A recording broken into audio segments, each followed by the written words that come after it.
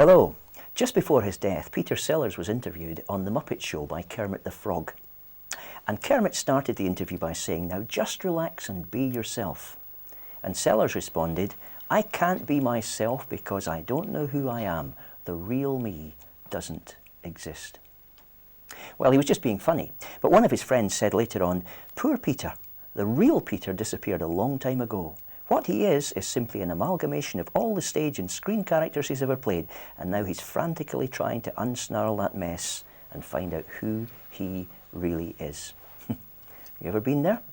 It's a common problem, isn't it? And it's another cause of stress in our lives. Insecurity. Not knowing who we really are. Wearing a mask. We're living in a society which makes us more and more conscious of how much hypocrisy there is in most people's lives.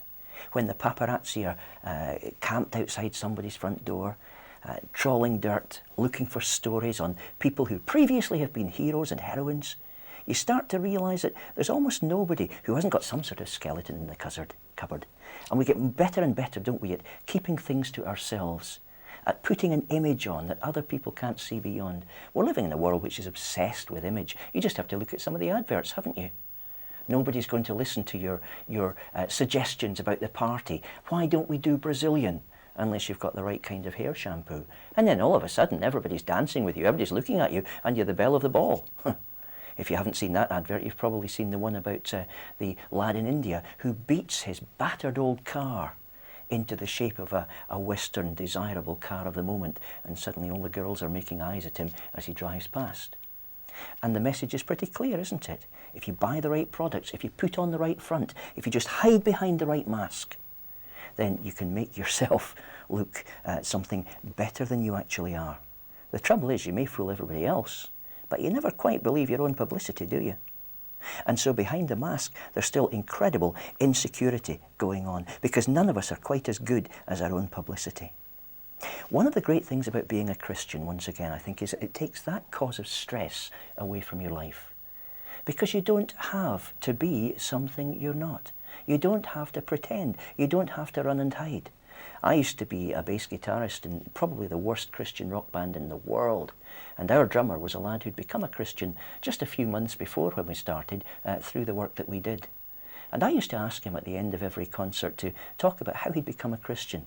And I remember one night realising he was starting to get a hold on what this whole business was about. Because I asked him the same question as I always asked. "Tell me, Richard, what difference does it make to you to be a Christian?" And he came up with a more profound answer than I'd ever heard from him before. He said, "It means I don't have to prove anything to anybody any longer." And that's it. Once you've admitted to God, "Look, I'm a failure, I'm a sinner, I can't live the kind of life that I claim to live. I'm not as good or as unselfish or altruistic as I appear on the outside. And I know I'm a mess of contradictions. I need to be forgiven. But I believe Jesus died on the cross so I can be forgiven, and I now want you to come into my life and sweep me clean." When you say that to God, things start to change.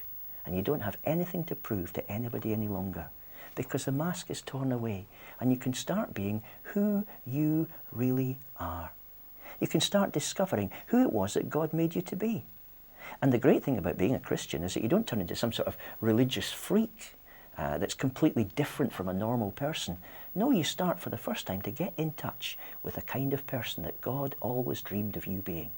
And you start turning into yourself at last. That's why so many people describe becoming a Christian as, in a sense, coming home for the first time in their life to who you really are.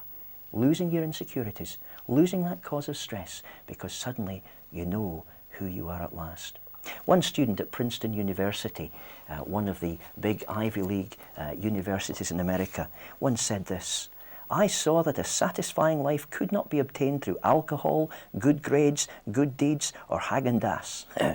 Only when I confessed my sin and accepted Jesus Christ as my Lord and Saviour did I know that what he meant when he promised life and life more abundantly." And he said this: "It feels good to stand up for something, someone, and not to have to worry about pleasing everyone else." That's the answer to beating stress.